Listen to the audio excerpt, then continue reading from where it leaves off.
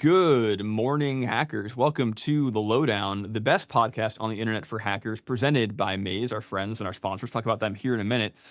Guys, it's been an interesting week in cybersecurity. I have been in my office trying to explore some new zero days dropped on, sketchy Chinese Tenda routers that we're all very happy to have in our homes and houses and offices. And I'm also exploring a new zero day that got dropped in 7-zip, which is kind of interesting. So, a little bit of a hobby hacking hunting, say that 3 times fast in my life. Matt, what have you been up to, dog? How's your life going?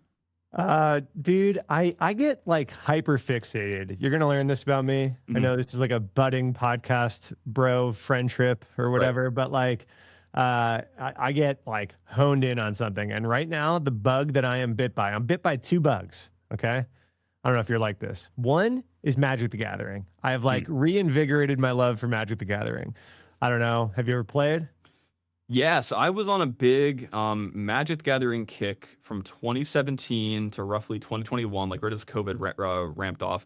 Never played Standard because I don't have that kind of money, but I was a big draft guy. Yeah. So I went and spoke at PAX East. I spoke at PAX West and PAX East, this video game conference, about like cybersecurity in the gaming industry and world and stuff. It was a cool talk and panel. And yeah, a big part of PAX is Magic. And I played Magic back in like when I was a kid in the 90s, like at one of those stores in the mall, like learned how to play with like Warhammer was in the store and stuff, right? And then I like me and a bunch of my roommates in college all kind of realized at the same time that we had a bunch of Magic cards back at home. And like the next time we went home, we grabbed them and it just became a thing that we would like play on. You can picture it, right? Like 5 dirty guys in college with like stale beer and pizza in the kitchen and like a dining room table covered in Magic cards. That was, we kind of went through a phase there. And then, yeah, at PAX, I didn't know about Commander. If you guys have been tapped out of Magic for a while, there's this new format called Commander, and they've like bought intellectual property. So there's like Lord of the Rings cards, Final Fantasy cards, The Hobbit's coming out, like. So I just got nerd sniped. It was like Teenage Mutant Ninja Turtles were there. Lord of the Rings was there. I was like, my millennial heart was full that day. So I have been getting back into it. And the other bug that I've been bitten by is I went and keynoted this conference back in June, Descent Cyber. And it was a scuba diving and cybersecurity conference. And like heavy hitters there, CISOs of like Fortune 100 companies. It was crazy. Like it turns out this niche hobby is actually pretty prevalent in cybersecurity. And so I went and learned how to scuba in order to go keynote this conference, and I have been bit by it. So I'm like watching scuba YouTube channels. I'm like planning my next trip. I'm like going diving locally in here in Texas, which is not exactly luxurious.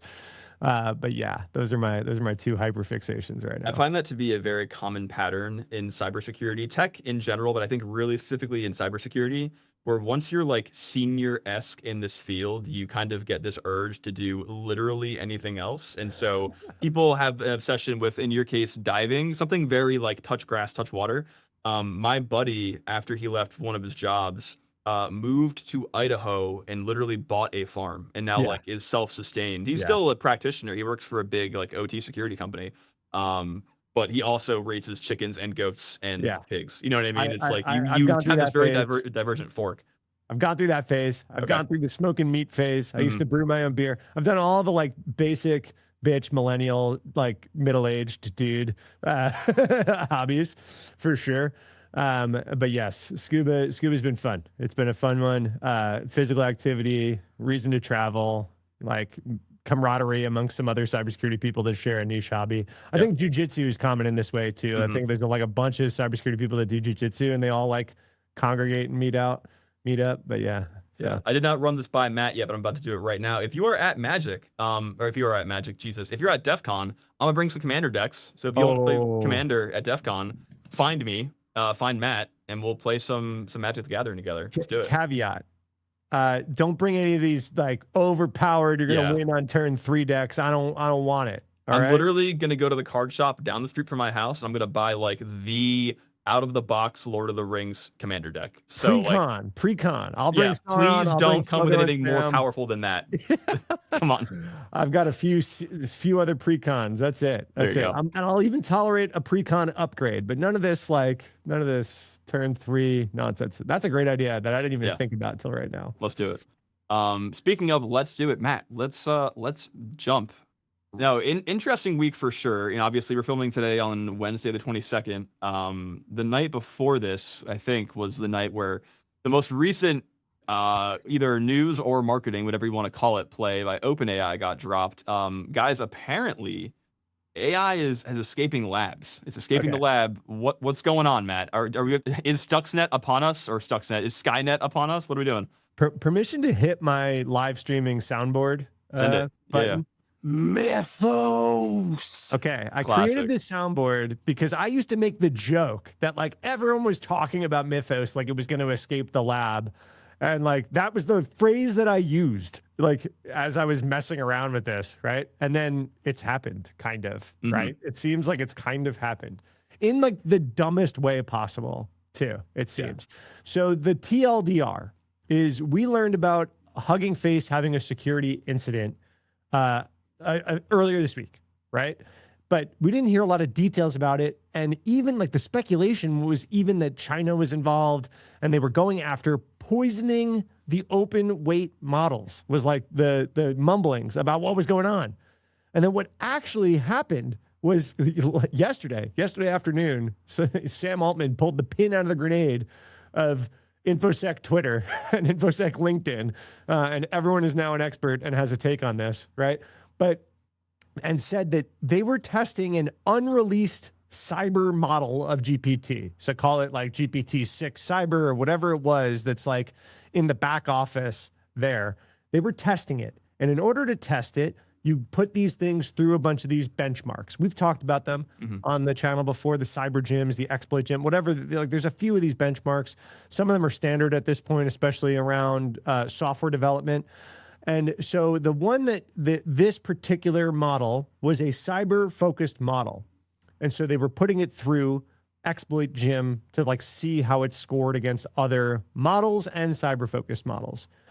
And the goal was to do as well on this as possible, pretty much by any means necessary. And the model took this very literally. I would like to caveat, I might slip in and out of personifying the model, which I hate. I hate when people talk about AI like it's a person. But just to tell this story narratively so it makes sense, the way that Sam Altman published the report, I might slip into it a little bit, but just know that that's not, my true soul does not believe that this is a human super hacker equivalent of AI. But okay, so the instructions to the model were very much get the highest score possible. If you guys have messed with any of these modern agents and their looping functions or their goal functions, you'll know kind of what I'm talking about here. You give it a goal and just let it go. I just got a text this morning. My friend was messing with Soul. Have you messed with Soul? Yeah, a little bit. And you know, he gave it a goal and it ran for 8 hours uninterrupted to like work on an app and whatever the goal was, right? So this is the level of stuff that you're talking about in these benchmarking environments. Sam Altman said that they were running this in a sandbox, in a contained environment without internet access. So just, it was the model, its own thoughts, and the benchmarking tool in there. Well, the model was like, I think the answers to this benchmark are probably in Hugging Face's database, because this is like an open weight test and all this kind of stuff, and Hugging Face is the repository of all this open weight stuff. So it just deduced that it needed internet access in order to do well in this model. And in order to get internet access, it needed to understand its own environment. See, I'm kind of personifying it. I hate it. Right. But just like, just go with me. It understood its environment, and then it found a 0 day. And this was kind of the gasp, oh shit moment for cybersecurity industry, was it found a 0 day in its own environment, which was just a proxy, right? So we could talk about, we're going to go into more of like why we don't think this should have happened like this. Just want to like tell you guys what happened as far as we know it.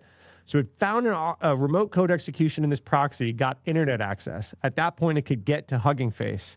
we have very little details thereafter of the specific vulnerabilities that were used, but apparently it identified additional vulnerabilities in Hugging Face's servers and infrastructure, including remote code execution. But apparently it was a chain. We don't have details of the chain right now. Yeah.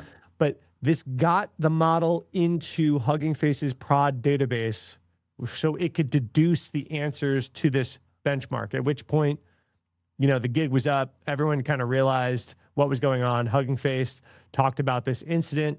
They just kind of said like, hey, we had an intrusion. Here's what we did. We fixed the vulnerability, the data set code execution path used for initial access or closed, all this kind of stuff. Pretty standard security incident report out of Hugging Face. But then like, you know, a couple hours later in the scheme of things, Sam Altman drops the bomb that it wasn't China, wasn't a hacker. It was a unreleased GPT cyber model. Yeah. Our take on this is, we were talking a little bit before we started, is this should not have happened. Talk to me about it. What are your feelings about this? Just to be clear, you did miss the most ironic detail of this at the end of this article. Go ahead. So there's this whole conversation right now about problems with open weight models, more specifically Chinese open weight models, right? There's this whole quote unquote national security conversation around, is it safe for American people, American infrastructure, et cetera, to be using models that have been developed in China, right? Because of the safeguards that are put on OpenAI models to do the remediation of this incident, Hugging Face, having been compromised by an OpenAI model, had to use a Chinese model to remediate. I think they used Kimi K2 or Kimi K3, one of those, to do the remediation. So it's like this very conversation about like safety and cybersecurity.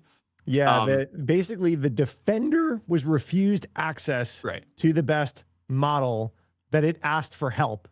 The model refused to help, and then it comes out and it's revealed that it's unable, the defender is unable to use a model to help a incident that was caused by the model. That same model, or a close model. I think it was Anthropic versus OpenAI, but like a frontier model. Right.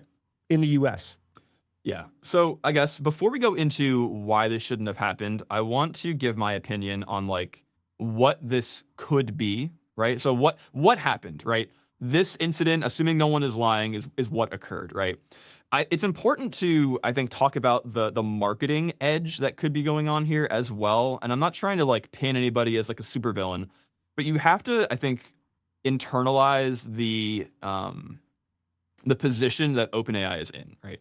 So if you consider Anthropic over the last 6 or so months has been doing this whole like mythos, too dangerous for human consumption, cyber thing, at least for me as a security researcher who is now in my free time and in the past has used AI to find vulnerabilities, mentally, Anthropic is positioned for me as the better choice to do cyber work. It's how my brain is working right now based on all the stuff I've seen about Mythos, right? And I haven't even used it. I'm just saying like that's how my brain is wired.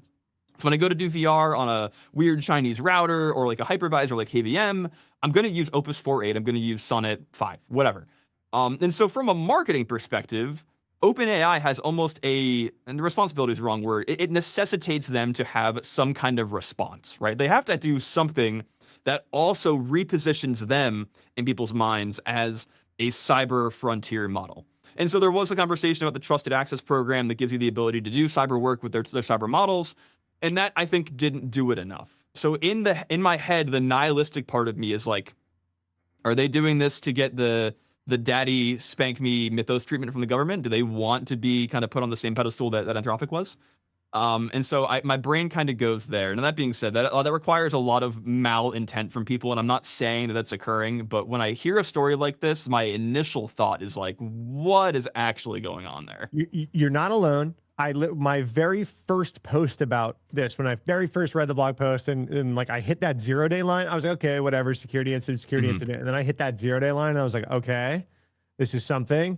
And then I was kind of like washing off like this whole escape the lab thing. I was like, whatever, you built a crappy sandbox, which I think is true, and we can get to that. But to find the multiple 0 days thing that they have to then go disclose to the vendor, and it did so like relatively on its own, I was like, okay, there's something to talk about here, right? But I did exactly that. I caveated it with, you cannot take this Sam Altman post at face value because of the incentives are just all over the place. That being said, the Hugging Face security incident response post has like no incentive to lie about what went down there. Totally agree. Right. So like, that's what makes me like fall on the left side of cynic of Sam is making this all up. Right. Right. Yeah. Hugging Face. Sorry. No, I was just gonna say, and like the level of like bad faith acting that would have to be to have done this on purpose. So like say Hugging Face isn't lying, but all of this was like done this way on purpose. Right. I think the legal outfall from this is like really, really high risk of crazy legal ramifications here. Yeah, no, I totally agree. And yeah, to your point, like Hugging Face gains nothing from this aside from like the public appearance of their security response, right? Like, oh, look, we responded great. But other than that, they wouldn't gain anything from willfully participating in a compromise. So I agree. Yeah, and also like the legal implications of like intentionally compromising a third party as a PR stunt is also very bad. So with you on that for sure. It's, again, the issue that I wanted to bring up too is like, there's a very high chance that that's not the case, that like OpenAI is not doing this. But I think because of the posturing that Anthropic has made with Mythos, everything that they do from now on is going to be seen as a counter to that. So whether it is or is not, the PR positioning that they're in right now is a very unfortunate spot for OpenAI. Yeah. And I'm not making excuses either. I'm just saying like that's just the position that they're in, unfortunately. Sam and Dario are reaping the like cry wolf that they've sown, right? On like I've been saying this for a very long time, like these models being able to do anything cybersecurity related, right? I've been saying like, it's really weird that every time Sam gets on stage, he's like, look how dangerous this thing that, oh, by the way, that I built and I'm actively building and might make me like the world's second trillionaire. What? But it's so dangerous, right? And like Dario does the same thing, right? It's very like, whoa, like this is the most dangerous stuff ever. And like you're reaping that, right? Now you have technologically illiterate lawmakers being like, I heard the model compromised all of NSA's confidential systems. This can't get out there. And it's like, that's just not how any of this works, right? And so like we know in cybersecurity that the model didn't just compromise all confidential NSA systems, like whatever. It's like, okay, maybe it found vulnerabilities, maybe it was like this part of a test and like, whatever, but it's not like it just magically compromised a bunch of the government's confidential systems. Right. Like that's absolutely not what happened. Right. Yeah. And that's the thing. You put it through the mouthpiece of a senator who doesn't know what's going on, and then suddenly that's reality. You know what I mean? And it's just that's now how it's perceived, unfortunately. Brought to you by the same people who asked the TikTok CEO if he has access to their Wi-Fi. Like this is how I'm looking at this. Right? Sir, I work for Google or whatever. Like the Mark Zuckerberg. This is a Wendy's. I completely agree that they're reaping like the cynicism and like the squinting at these things and going, is this real? Is their own fault. There is 100% their own fault, right? Anthropic put out a threat intelligence report last year. I made a whole video, like a whole ass YouTube video talking about how that's not a threat intelligence report. That was a marketing PDF, right? Because there was no threat intelligence in there. It was just like, we think that someone in China is using Claude to do stuff. No IOCs, no actual like, threat intelligence requires threat intelligence to be in the report. And it was a PDF talking about its capabilities and how the only way to defend against these advanced attack capabilities is by using our tool to like level up your defenses to defend against our tools leveled up attacks, right? And so they're definitely reaping the cynicism. My comments on my OpenAI video are filled. No one believes it. If like you're not like close to this, everyone close to this believes it. Like cybersecurity people read that and know exactly what happened, right? Like we all like we've used models, we've done pen tests, like we know what happened, and like so we believe at least the technical details of it as stated, right? We've read security incident response reports. If you're 1 degree removed, no one in my comments believes this at all. Like the AI sentiment right now is at like such a low. Right. I agree. It's so wild. Yeah. So why should this not have happened, right? Because we talked a little bit about like what occurred. I think part of what's so baffling is not only the, you know, the PR necessity, call it the marketing necessity, whatever, to execute something like this from just a pure incentive standpoint, but also like it's also so unbelievable that a company that is shouting from the rooftops about how dangerous these things are is not building like the nuclear blast proof container for it. So why did this happen? How is this even possible? Yeah, this comes down to the concept of a sandbox has been getting thrown around a lot in the last 18 months.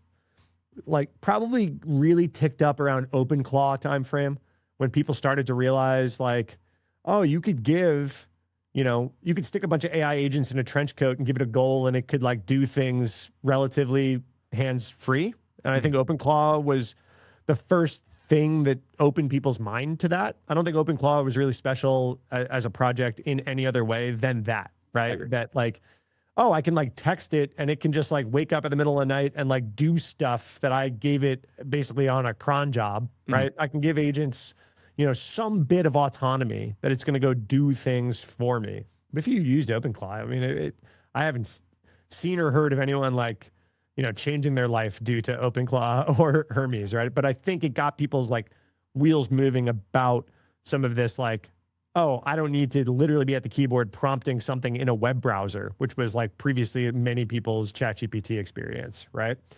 So sandbox all of a sudden became a terminology that a lot of people were talking about. Oh, well, you got to put this agent in a sandbox so it doesn't go and do all this stuff you don't mean it to do. I love you for this. You're a stickler for words. Words mean things, right? Sandbox has a meaning. And a lot of people were saying sandbox and they meant a markdown file that just asked really nicely, like to not go do some other stuff, right? You called it sandbox.md or guardrails.md.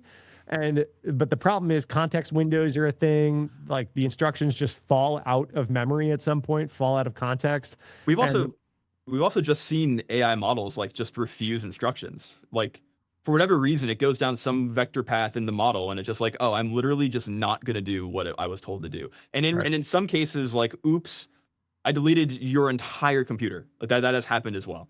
So yeah, sandboxing needs to be non-stochastic. It needs to be deterministic. It needs to have literal like OS level implementation so that like the process that is running the model that is communicating with OpenAI or whoever cannot do certain things. It cannot run the open syscall. It cannot run the write syscall, like things like that, that give it true sandbox nature, right? Writing a sandbox.md is not going to cut it for anyone here who's trying to do that. Hey hackers, before we keep going, I want to take a quick break and say a quick thank you to our sponsors. Today's Lowdown episode is sponsored by our friends over at Maze. Maze has spent the last couple of years using AI to find and remediate vulnerabilities in the cloud. And now they've released Maze Code, AI agents that find and deeply investigate vulnerabilities in your code. Now, we all know the deal. Software composition analysis tools and SaaS toolings are all historically really bad at just making more noise. They find issues that may not actually be real and just create a lot of problems for your engineers to deal with that don't solve real security vulnerabilities. I get it. We've been there. Maze Code is a really cool tool because Maze Code actually knows how your code works. Maze Code investigates every finding with the context of how your code is actually deployed. Sure, you're using a version of libxml2 that's vulnerable, but the actual code path to hit that vulnerability is not exposed in your Docker image. Maze Code can find that and won't show you that that vulnerability is a big deal. Every vulnerability that Maze Code reports comes with evidence that it's real and a way to fix it. Check out Maze at go.lowdownpod.com/maze. That's go.lowdownpod.com/maze. Thanks again, Maze. Let's keep going. Yeah, you need like true technological controls. I go back to a post written by Marcus Hutchins, who's definitely on the AI hater side of the spectrum, but he uses the tools as part of his research. And he has kind of this line that has stood out to me that like the LLM, if given the chance, will mess up. Like very like, what are those laws? Like anything that can go wrong will go. It's like anything the LLM will do incorrectly, it will do incorrectly, right? Like if it could do it, it will. And so his thought process is when you're building with these tools, programmatically do in code whatever you can and use the AI to like where it's strong and code is weak, right? This reminds me of, I got to a startup. I was the head of security for a fintech company back in like 2015. And when I got there, it was Google Cloud and like GKE, early Kubernetes. Kubernetes was in beta, okay? And the startup written in Golang, Cassandra database. It was like they went down like the hipster checklist of like, we got to do the latest and greatest, and we're going to build a whole company on the latest and greatest, and they did it, right? And then you start to realize all the reasons like why you shouldn't have gone like all chips all in on like the completely unproven in beta technology that was Kubernetes. And it was really me getting there as a security guy and going, hey, looking at all these logs, all the IP addresses are 10 dot, like internal IP addresses. What happened? And it's like, oh, well, we had Nginx running in Kubernetes. And so it just like squashed all the HTTP headers and it became network. Oh, well, we got to pull Nginx out of Kubernetes.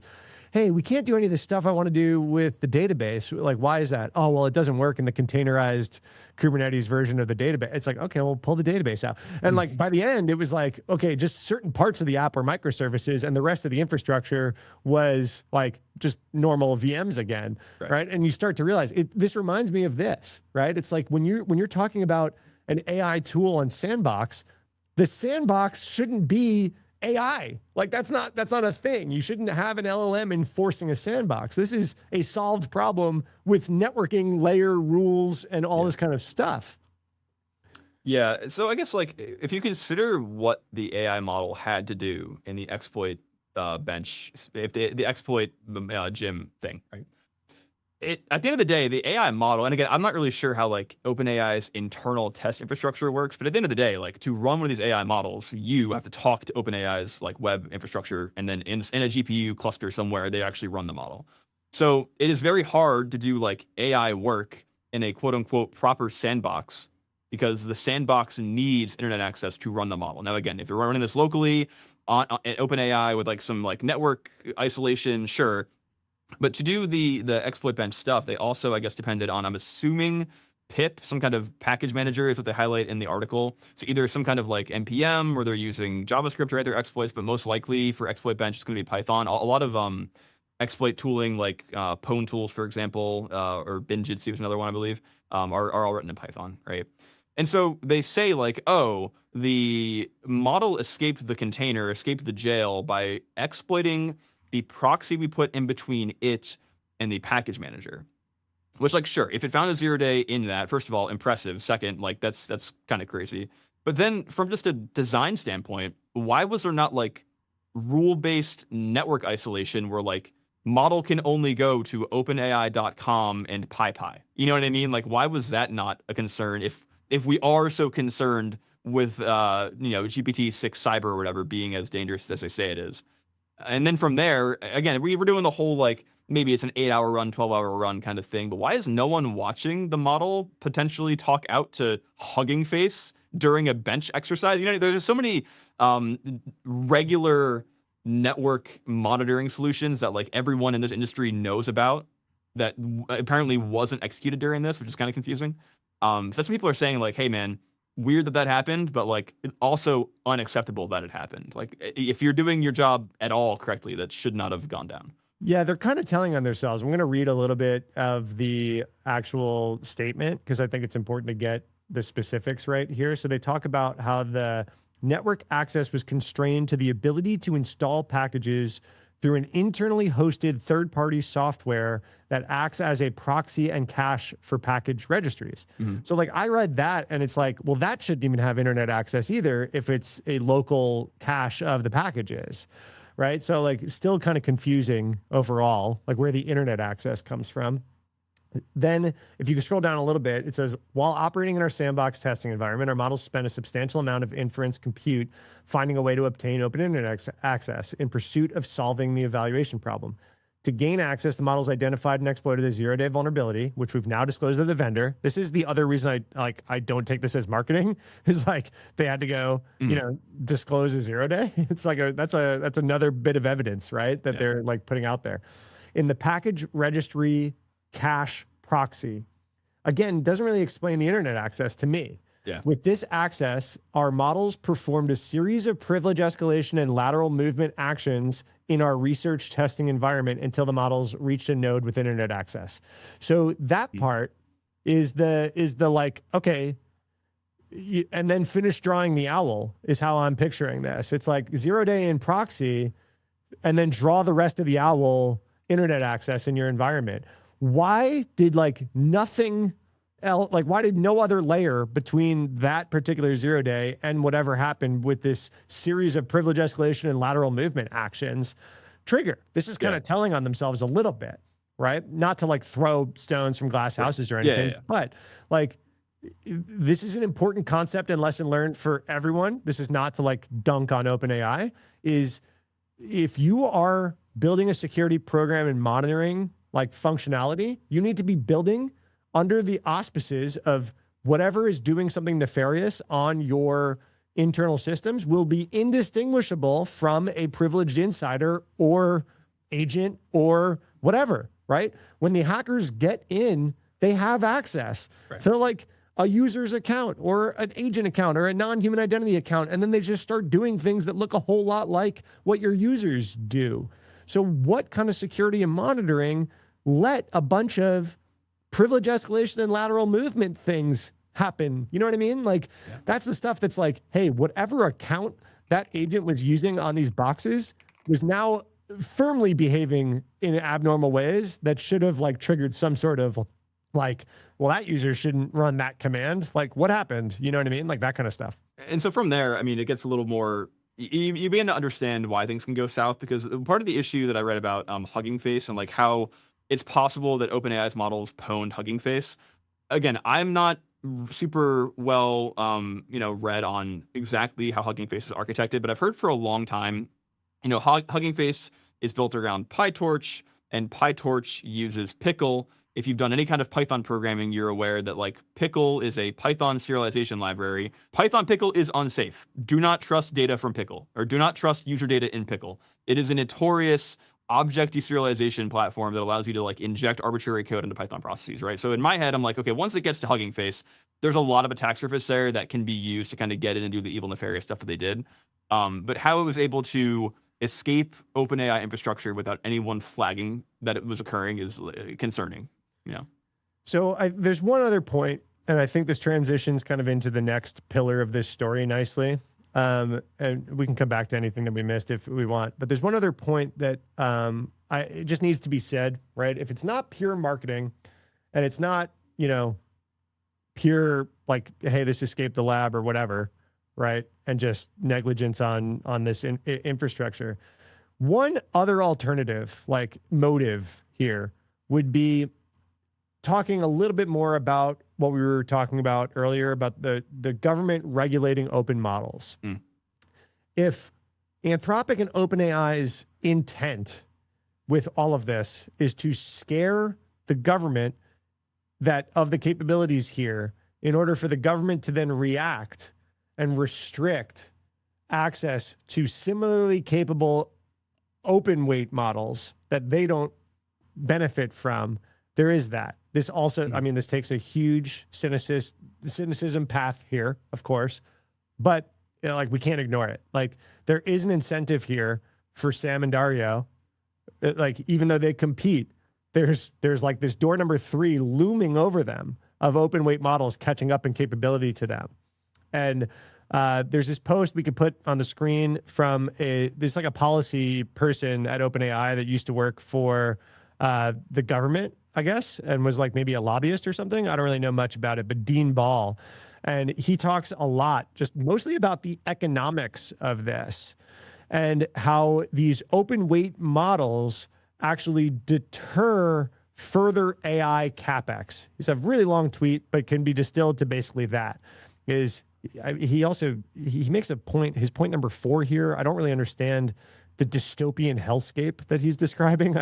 He's like, if everyone had access to AI, that's a dystopian hellscape. And I'm like, I don't understand what's going on there. But the bit that's like his salient point is that if the open weight models are as capable as the models that spent trillions of dollars training themselves and built these big data centers, that's going to deter further expenditure into creating new frontier models if they can't then, profit from them.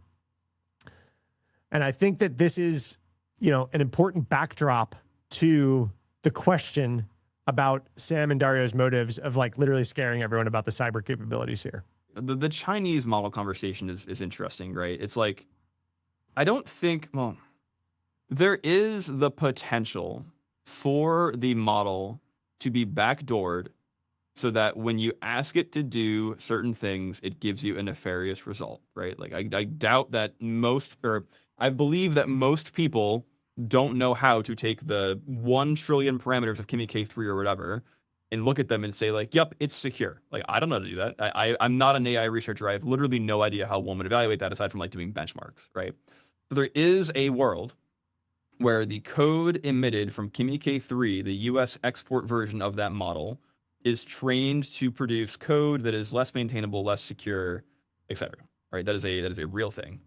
But that does not mean that all open weight models are bad, and that also does not guarantee that that's the case, right? That's a very, again, nefarious kind of like evil view of people in China who are making these models. That being said, as the tweet you highlighted before says, a lot of this is like CCP controlled, and so there is a conversation about like World War III and whatever the hell happens there. There's an incentive for them to be postured that way to have control over what we're doing over here, obviously, but. Yeah, it's an interesting conversation for sure. I would say that there is a not even national security concern, just more of like a privacy concern and like an intellectual property concern. If you're using like Kimi K3, for example, right, the model is so big, it's like a trillion parameters. You have to be using it on Kimi infrastructure, I believe. And so if you're doing like vuln research, for example, with Kimi K3, at the time that the vuln is found or like the AI model infers it, like China has it first. Right, and that's true for like all the models, by the way. That's like if I'm doing KVM vuln research right now with OpenAI or Claude, they have it before I do. If I find a bug, and like, what are they going to do with it, right? Like they literally said with Fable, when Fable came out, they were like literally cooperating with law enforcement to ensure that no one was doing like biological nuclear bomb research with it. So like, who's to say that that's not the case for other stuff too? So I think there is a national security conversation to be had about this. I'm not saying there is a concern. It's just there are some properties of the technology and like the way that they're used that you really can't ignore, from a security standpoint. 100%. You just got to eye roll a little bit when like the makers of the American models are the ones that are like, that's super risky. Don't go do that, right? No, you 100%. got Jim Cramer coming out, right? We've firmly escaped the echo chamber here. Jim Cramer's tweeting that we shouldn't be using these Chinese models because national security risk. But there's nuance here, right? There's a ton of nuance here. It's not just Chinese model bad, right? It's, yes, if it's hosted on servers that the Chinese government has like legal authority to collect information over, then yeah, like you shouldn't be sending things that you care about to those servers. The same is true inversely, right? Especially if you're outside the US, sending stuff to US stuff. The US can pull the same, like, yeah, it's different. China can just like literally do whatever they want with their companies that they're running there. We have to like kind of fake it through the courts sometimes, unless you can pull like the national security card, right? And the US can be like, hey, it's a matter of national security, Microsoft. You got to give me all this information about something, anything, right? Microsoft has to comply. And so, I mean, we just saw this with the scattered spider, like court stuff that came out. The GDID conversation. Yep. So like if your threat model is this data is my data and no one else can see it, then it doesn't matter, Chinese model or American model. You shouldn't be sending this crap to cloud hosted models. But open weight models hosted on your hardware or otherwise, local that you trust hardware, some degree of local, right? Maybe a trusted data center that you have some sort of different contract relationship with. The open routers of the world, totally. Kimi K3 right now, you're going to Kimi, right? Like to work on it, but that's not going to be true forever.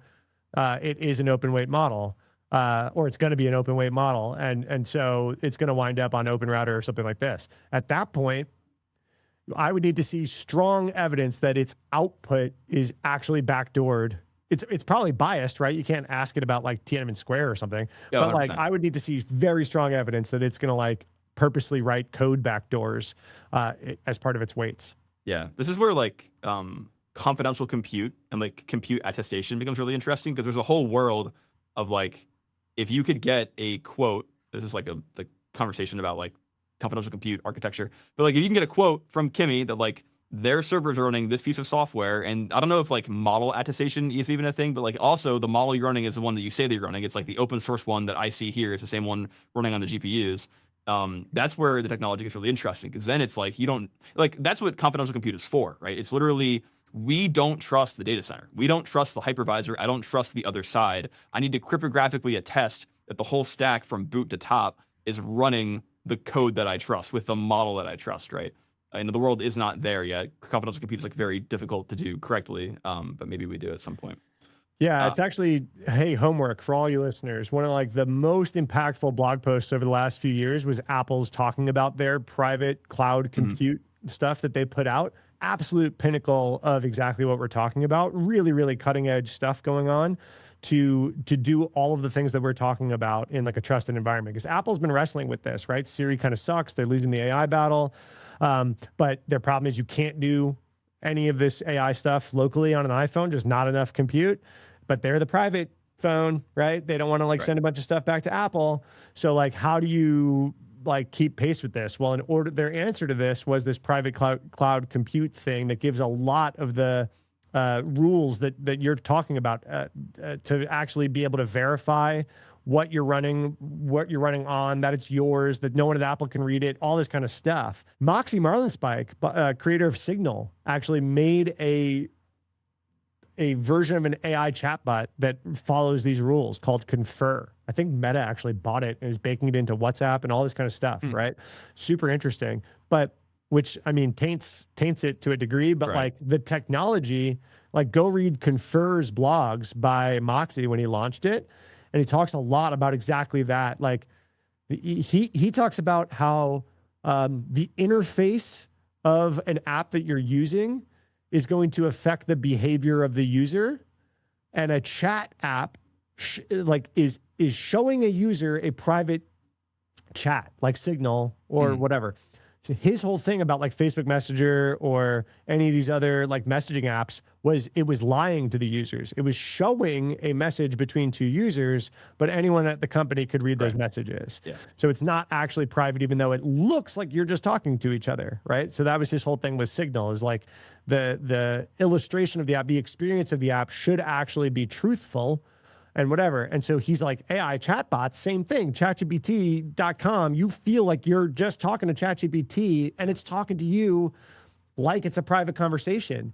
Very different than Google.com. You know that you're like searching to Google and that Google's then giving you something. So like, you know that like you're talking to servers and like whatever, right? It's pretty well understood. Versus a conversation with an AI bot that like does something evolutionarily in our brains to be like, I'm having a private conversation with my homeboy, ChatGPT 4.0, right? And like the AI psychosis that came with that model was crazy. So Confer came out and they were like, well, that should be, again, this should be true. It should be an end-to-end encrypted conversation.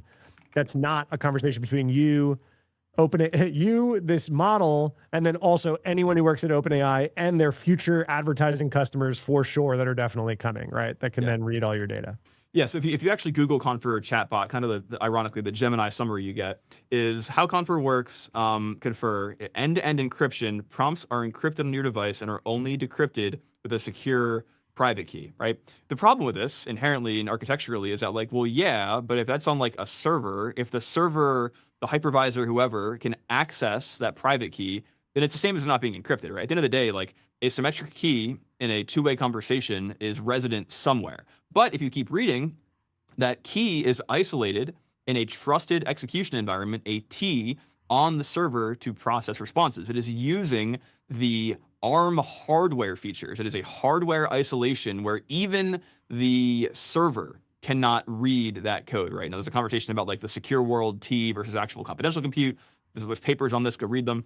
But it is seeing like the trend where, you know, cloud architecture is drifting more and more to the threat model where like, oh, also the cloud is hostile. We are hostile. Here is the architecture that allows you to defend against us, which is kind of neat.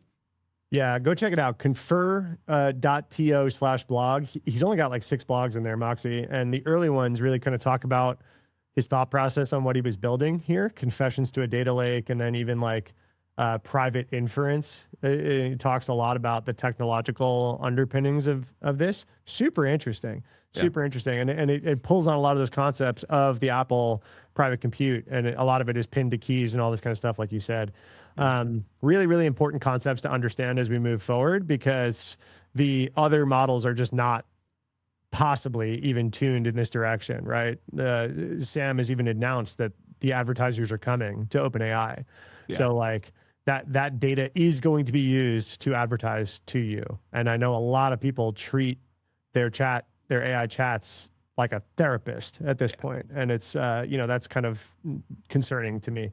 So I think we beat to death the AI escaped the lab and Chinese models. I'm sure we're going to find out more. I want to know more about the draw the rest of the owl bit of this security incident, about the vulns, about the lateral movement. There's a lot of details in there that are going to tell us a lot about this and how to protect against it ourselves, and like build a true sandbox ourselves as we go from this. I think the key takeaway, and then we can move on, is like if you're a defender listening to this, you need to be tuning your threat model to like nation state level threats and attacks, and 0 days the cost is going to zero, and it's not going to just be nation states. These capabilities are bubbling at the surface, and low skilled, low resourced attackers are going to have the capabilities of 0 days that was previously nation state only. So that's going to be a mental shift that we're all going to have to go through for the next couple months to years. So in the Lord's year, 2026, we're talking about WordPress, dude. What's going on with WordPress? I heard there's a couple issues with WordPress. You had the tweet about this, okay? Just like all praise, low level. Oh yeah, which one was that? About this, because you basically said before everyone says people still use WordPress, and it's just like that. That was I made some content about this, and that was the overall reaction. Was like, if you use WordPress, you deserve this. WordPress is by far the most popular platform for this kind of web app ever.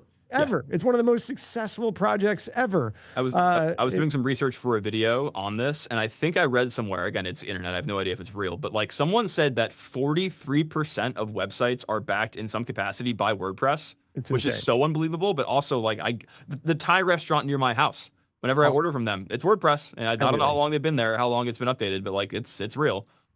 Everything. I think I saw a count of about 500 million internet exposed WordPress installs on Census's blog, right? So I mean, and okay, the reason that this bug is spicy, first of all, it got a name. We got to talk about all vulns that get a name, of course. So WP2 shell, and the interesting part about this is not WordPress vulnerability, because those happen, right? It's that it's in default install WordPress. This is much more rare these days. Most WordPress issues that we're running into in the year of the Odyssey movie is the plugins. Plugins are like the thing that gets you in trouble, or just otherwise misconfigured, like non-auto updating. Most WordPress is auto updating these days. Like a lot of the like security Swiss cheese of WordPress back in the day has like worked its way out of the project and the ecosystem for a while, except for just maintained plugins and stuff like this. But this one was particularly spicy. And I heard a ton of people that said that their auto update did not catch this patch, and they needed to go and actually push manually on this one. What's the bug though? I know you dug deeper into the bug. Yeah, so what's interesting here, this actually takes advantage of 2 separate CVEs in WordPress, right? So in October of 2020, the maintainers of WordPress added this batch command, right? This batch endpoint that allows a user to submit up to 25 post requests to a single endpoint, and it would process all of them. The reason for this is WordPress is a blog site, right? And so a lot of the code that you're doing is going to be like updating a page, and they want those updates to happen as soon as possible. But if I'm like hammering out updates, you don't want to also hammer the site. And so to reduce kind of the throughput of traffic required, instead of doing 25 separate requests, it would batch all the requests to do edits to the slash batch endpoint. Now, when it's going through and processing those requests, there's some amount of validation that occurs to make sure that you're allowed to do the requests. You're not allowed, for example, to do get requests. And so there was a mismatch of these two arrays where you have the matches and the validations. And as you're going through, it assigns a handler to run that request as it's validating them. Now, if one of the requests fails to get validated, the two separate arrays fall out of sync, and it assigns the handler for one request to the wrong request, allowing you to actually do get requests on the batch handler. Now, that in and of itself actually isn't a big deal. Like, okay, you can do a get request internal to WordPress. Who cares? You're actually still gated by all the authentication gates that happen in WordPress. So, like, it's not that big of a deal. A separate CVE, that was the first one, was an SQL injection in 2026. That was an SQL injection in the field, author not in. So when you're doing a post query, right, you have the posts in WordPress. If you want to query and get all the posts where the author of that post is not in these other posts, you can specify those fields and get those posts as a return. Because you are inside of the server during this batching process, you can take advantage of that SQL injection through the requests that you batch and then use that SQLi to do a bunch of other nefarious stuff. Now, a lot of people, because this SQL injection is blind, we're doing the traditional blind SQLi thing, right? Select all from blank where admin password is like A or sleep 10, right? And use that timing side channel to figure out what the password is. The POC that is public is actual, it's chef's kiss, it's glorious. They use a select statement, which is by design and not allowed to do database insertions, to create a temporary cache post that doesn't actually exist. And inside that cache post, when WordPress goes to hydrate it, that post running as admin submits a request to the URL to make an admin account, and then you can use that admin account to get in and upload the web shell. So you chain two bugs together, do a cache hydration attack, create a fake admin, upload a web shell. And it all happens in like under 500 milliseconds. Glorious. It is so beautiful. That's a really cool obviously, bug. you know, this podcast leans a little, talk about AI. It was AI assisted. The SQL injection was found by human beings. I think the other bug was also found by human beings, but the thing that Tenable said, it is not possible for a human to come up with and exploit the cache object hydration in 10 hours. So from the time the bugs were disclosed, from the time or to the time that POC got dropped was 10 hours. No human being's going to do that. It's going to be AI assisted for sure. So one of the more beautiful web attacks we've seen in a very long time. You know what I mean? In the world of, in the year 2026, still seeing SQLi is very interesting, and especially in SQLi that is a blind select being used to create an arbitrary admin. It's just like, who could have thunk it? Hacking WordPress used to be a lot easier than that. Yeah. That's a really cool bug. It deserves its name. Okay. Yes. The chaining, the elegant nature of it, the speed, the actual simplicity of the actual exploit, even though the chain is complicated, the exploit being so simple. You earned your name and your branding, WP2 Shell. Yeah. And yes, I think a lot of people got auto updated through this one, but please verify, because I am seeing reports of mass internet scanning already on this. So just kind of assume compromise at this point if you're on one of the affected versions, which I think was anything that was updated post December 2025 was impacted until the most recent patches in this 6.9 and the 7.0 something range. So yeah, I'm not sure on the exact timeline, but yeah, you're vulnerable if you're within the 6.9.0 to 7.0.1 window. Again, a really interesting case study of like sometimes updating makes you more vulnerable, right? Like obviously update now, get through the bug if you're in that window, but like the Thai restaurant down the street, maybe they're on WordPress 4, you know what I mean? And they probably have other CVEs, obviously, but like this one, they didn't get this one. That's kind of interesting, right? You know? Yeah. The nature of software is that when you add new features, you add new bugs. And this is just one of those cases, unfortunately. Yeah, it reminds me of like the supply chain stuff that we're talking about NPM, like fine tuning, how fast you grab the update, right? Which might contain malware at this point, because that's happening, versus actually patching CVEs. Yeah. All right, this next one's kind of nuts. So the LG We all know LG. We probably, I'm currently not on LG monitors, but I've had LG monitors in my life. I definitely have some LG TVs. I wish we could go back to dumb TV land. I wish I can get like a top tier spec'd TV with no smart features because they're all atrocious. Apple TVs are worth every penny, right? Like the remote, the interface doesn't lag, all this kind of stuff. I hate smart TV features. There's another reason to hate all these features that we're talking about, that two different news stories kind of reared their head in the same few days about this, about LG. So apparently, number one, Krebs on security, talking about how their smart TV like app ecosystem, so you download Netflix or whatever straight onto your TV. There was some research that came out that said something like 43% of all the apps on that actual official app store that you can download apps on your TV come with a little backdoor, basically, to turn your TV into a residential proxy for other services to go sell.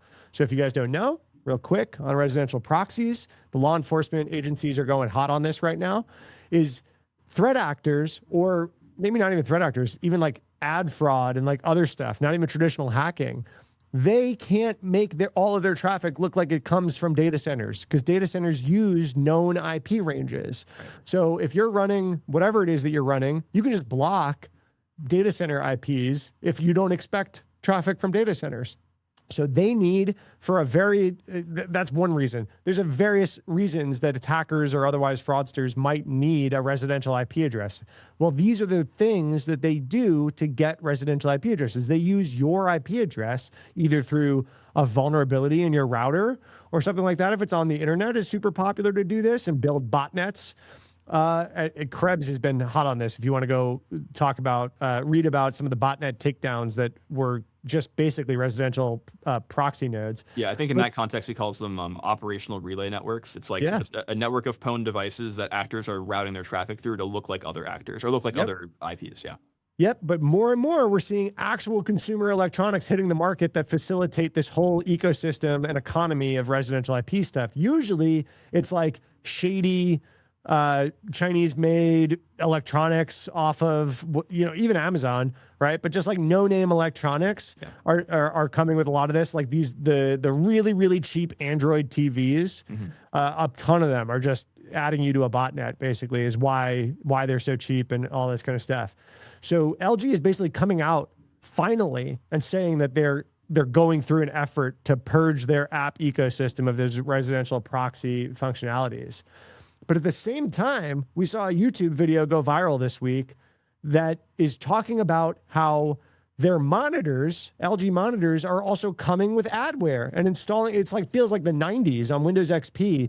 They're pushing a paid version of McAfee antivirus. Like, what year is it? Meme Jumanji, right? Like, what's going on? That something that I install my thing. So I don't know. I think there's probably pressure to diversify revenue streams going on at LG besides just like selling electronics. And they're like, look, we can package our monitors with software and blah, blah, blah, blah. But the consumers are now sick of it at this point and are like revolting. So a lot of these monitors are getting review bombed. The TVs are getting review bombed and honestly deserved. This is really borderline shady behavior from a major electronics consumer provider. So I'm not super well read on the story. Can you just enlighten me and the audience? So what I'm understanding from you, I think, and what I'm looking at here, you buy an LG Ultra Gear monitor, you plug in the DisplayPort or HDMI cable, and then suddenly you are getting McAfee installed in your computer, or like you're being prompted to? Like what is occurring from plug-in time to I look at the screen?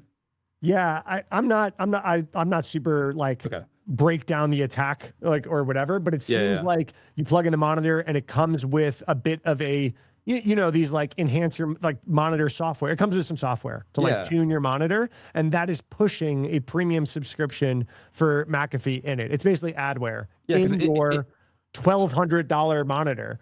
Right.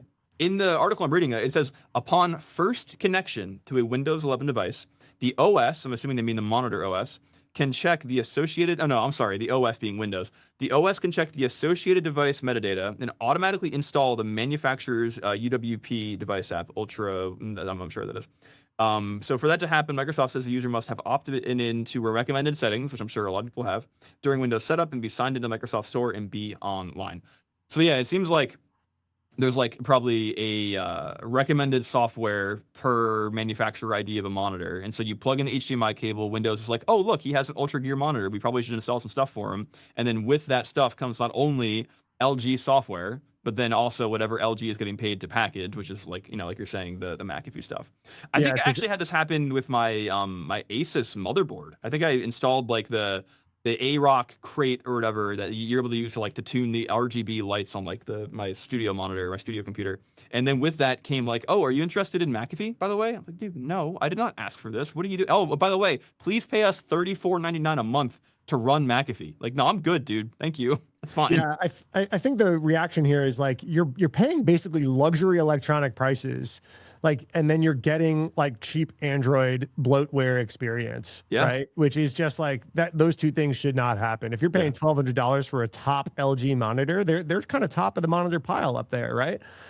It should not be trying to do this like 1-2 punch stuff of like Temu Electronics. Yeah, insane. All right, man. I think that's it for this week. I've got some other stuff we could talk about, but listen, we're doing this every week. We got to save some stories for next week. We got some North Korean interviews to talk about next week. I still have that interview with Dan Guido in the pipe. We're scheduling that.